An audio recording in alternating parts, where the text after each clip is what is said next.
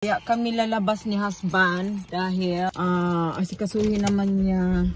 What we gonna do? I'm getting an international license. Kukuha si husband ng international driving license para pag sa atin sa pinaka-drive siya. Alam niyo naman sa atin, 'di ba? Minsan complicated yung mga ano sa atin, mga probinsyo. So para hindi siya mahanapan ng butas ba pagdating namin sa Pinas. Sabi ko sa kanya, nagsuggest ako to get because by law in the Philippines, I have to get a Filipino license after 3 months. Yes, that's right. So, better to get international, right, my love? Yeah. Mas maganda international para kahit saan ka pumunta, kaya nga international Did I put the roller door down? Yeah. I did?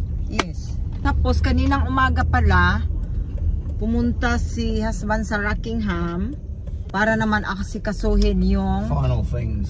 Rates namin sa bahay. What's that? Final rate. Kasi every year dito mayroon kang council tax bahay, lupa. On your house and in your house, land. Yung land mo sa bahay, magbabayad ka dito every year. So ang ginawa ni husband, pinasit up niya automatic sa aming ATM card para automatic kasi forever ka talaga magbabayad dito ng council tax. Kahit sa'yo pa yan, wala, no choice ka. Even though you own it, yes, you still have to pay tax. Forever. Ever. Walang katapusan yan. So yan ang pinagkaiba talaga dito. Ang grabe talaga. Kaya nga dito, sobrang mahal ng cost kasi you have no choice in the government rules kasi kailangan mong bayaran talaga yan forever.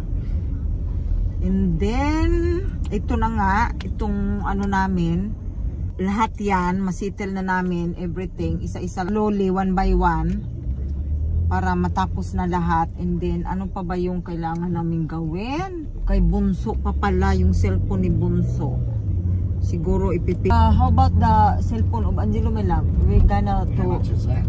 remember we went there to Vodafone and ask? That was 1600? 15. Yeah, so or else we're gonna leave it like that and then until when we come back in January. Until Angelo. Pag si Angelo naman magka-work na siya, so parang ita-transfer ko na lang sa kanya yan. Para siya. That's why my sister before he settled down, he said he paid off everything, so she don't need to think about anything kasi ang hirap pag mayroon ka pang mga, di ba, mga bayaran, lalo na pag retired ka na. Ayaw mo nang isipin yung mga and everything like that. So para wala nang iisipin, marami ka pang iisipin ng mga bagay-bagay ba, imbis na mag-relax ka na lang, wala ka nang isipin. Pero itong lupa namin sa bahay, talagang ano yan, no choice ka dyan. Para, so sa bagay, ano naman namin yan, yung aming investment dito sa Australia ba. Mag-import na lang kami. Ayun ang ganap namin ngayon. Kaya kami pupunta ng Mandurah dahil sa ganyan.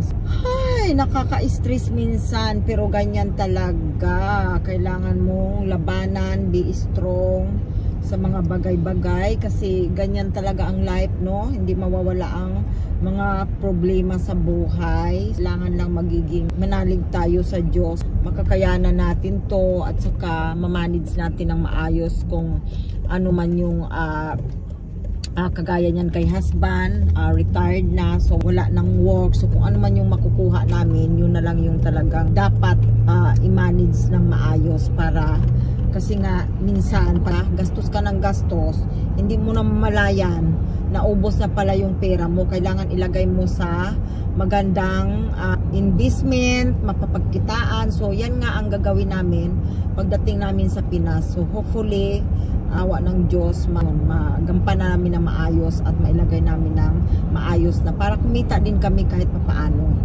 So yun yung mga kaganapan so far guys, yung mga plano namin sa buhay. So thank you for watching. See you later. Our next video.